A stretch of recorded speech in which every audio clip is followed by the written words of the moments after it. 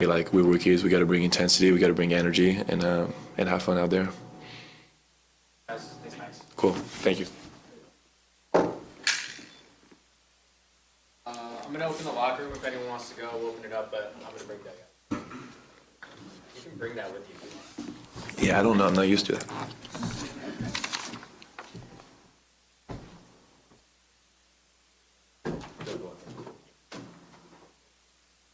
You know when they found it? No, not found. We just put a new one up there.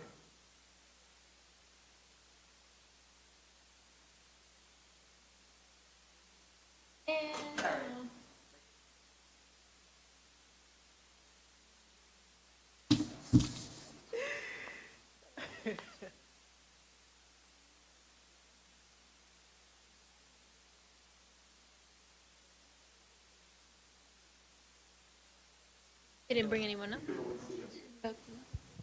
Amen. Something good with me.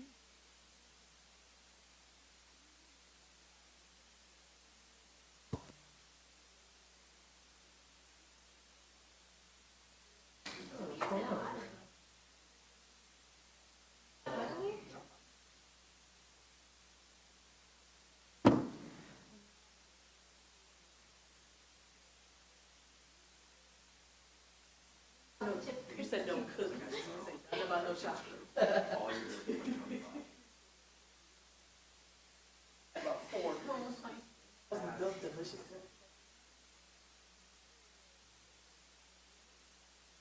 It's like these.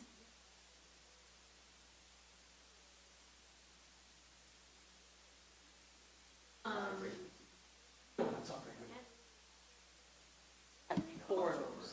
Exactly. Damn shit. Damn shit. Damn shit. They are so good. Hazelnut. Four of them laid down. In the,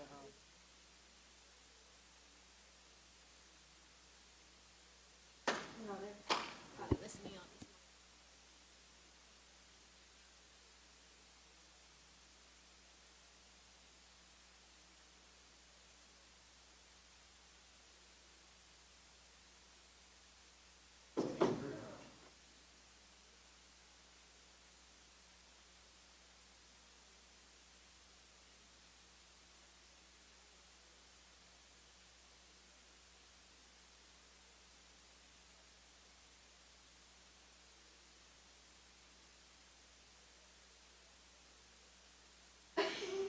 We'll never know.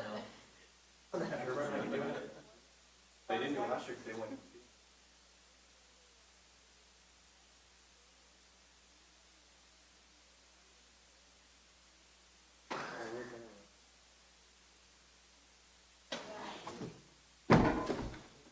What's up, people? What you got? What you got? Hey, Doug, I know you guys have been working a lot on changing the defensive schemes and everything else, but you got outscored 60-30 behind the arc.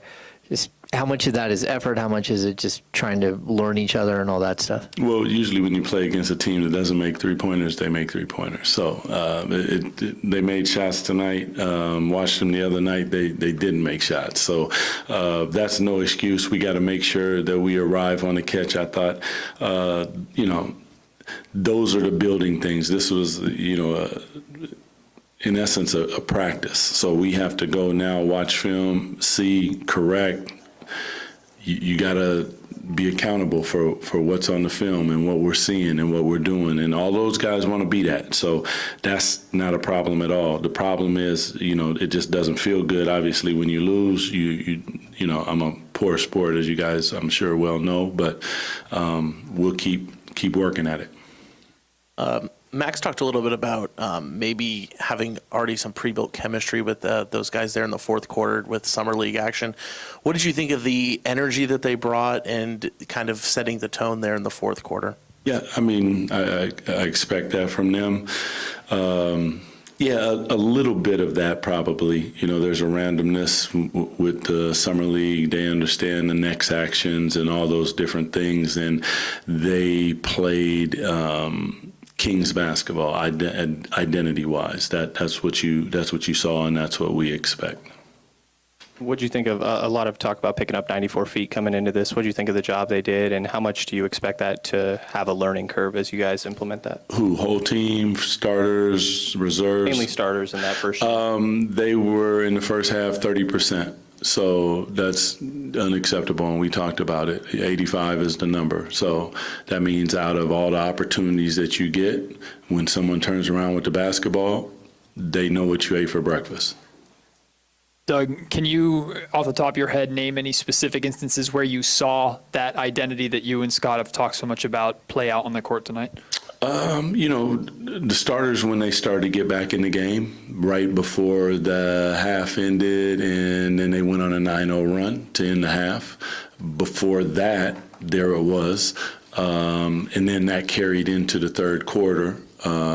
So that was not it, but all of a sudden those bench guys came in and there was again identity. So, out of that whole game, you probably got King's identity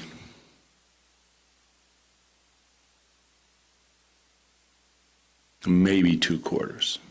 Quarter and a half. I'll say a quarter and a half. So the consistency of what we expect needs to be able to be at a higher level for a longer period of time. Coach Christie, it looked like there was some effort on those closeout on those threes, but what, from your perspective, how did you see that? I think more than anything, like you have to keep, it's a lot easier when you keep the ball in front of you. When guys break you down, it causes help, which causes rotations. And if guys are making on-time and on-target passes, they see one bucket go in, and all of a sudden they gain confidence. Ever since that I've come back here, it's kind of been a story. But we're going to stop that story. That's not what we do. It's not what we're about. We have to find a way to contain the ball. Therefore, now my help doesn't need to be in the middle of the lane. Therefore, the corner 3 isn't open. Therefore, when I close to the corner 3, I'm swinging to the high quad, and that guy's open. But if I keep the ball in front of me, now I can work my way out in the paint. I'm arriving on the catch, and we live to fight another day. Doug, just kind of, you talked about a lot what you liked, didn't like. If there was one thing you liked, one thing you didn't like, maybe what bothers you the most, whatever, what do you remember from this contest here?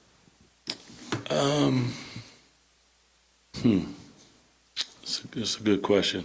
Like the low-hanging fruit or the guys that went in. But,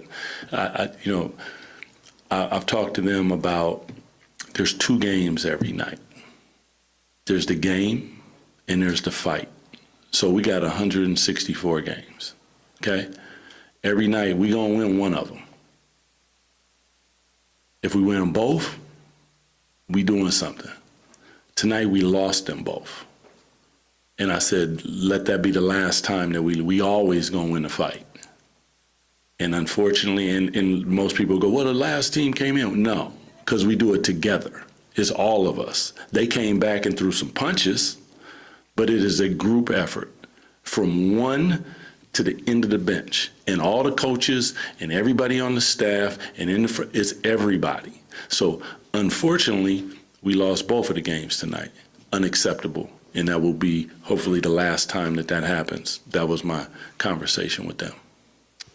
Doug, when you mentioned the 30% and the 85%, you're talking about the number or percentage of possessions where you actually pick up okay. Yeah.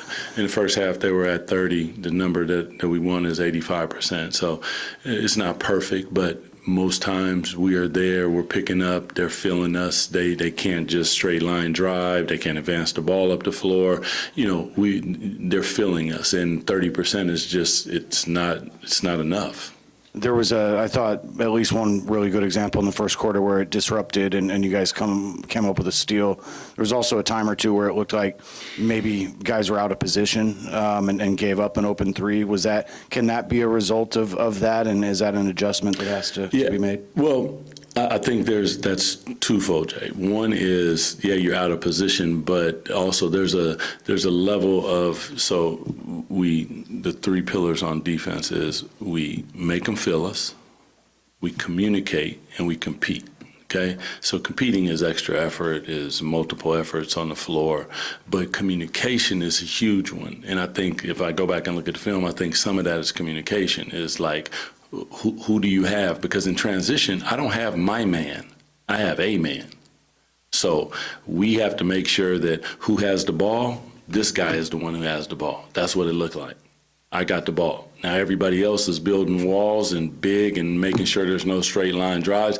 And the guy who have the ball, that might not be his man. We're in transition. Now, when we get to the free throw line, when we make a bucket, now we can get our defense set. When we get our defense set, well, now I got my man, and we can play from there.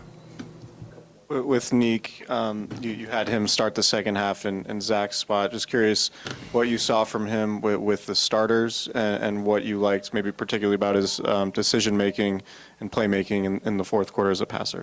Yeah, Neek is extremely talented, just incredible upside. I think that I think he got better as he got a little bit more comfortable out there on the floor, which, being a young player is just kind of how it goes. He's going to have ups and downs and different things, but he does so many different things. Like he got in there and got a rebound. He got assists. He can run a pick and roll. He can shoot an open shot. He can create his own shot. He defends at a high level. He's still a little jumpy on the defensive end, so that gets him in trouble.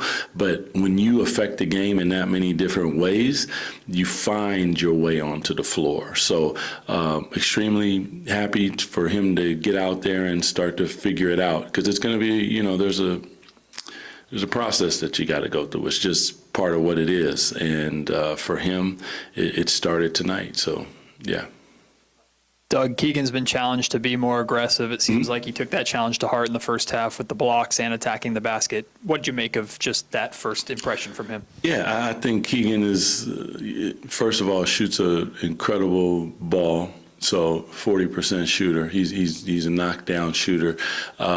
Starting to, the reads of all the different things and the places that we put him, that's going to be a process. But from the standpoint of like grabbing rebounds and bringing it, he looked a little bit more comfortable doing that. Like defensively, some of the help defense and the block shots and different things, I was just like, wow. I mean, that's what we expect from Keegan Murray, and he does it at a high clip. So 4 3-pointers, obviously he only played 24 minutes, but, I've told you guys I'd like to get that number close to 10. I want him hunting shots because he is that type of shooter. And then now he has the ability to pump fake and put it on the floor and get on the rim, and would like to see him at the free throw line.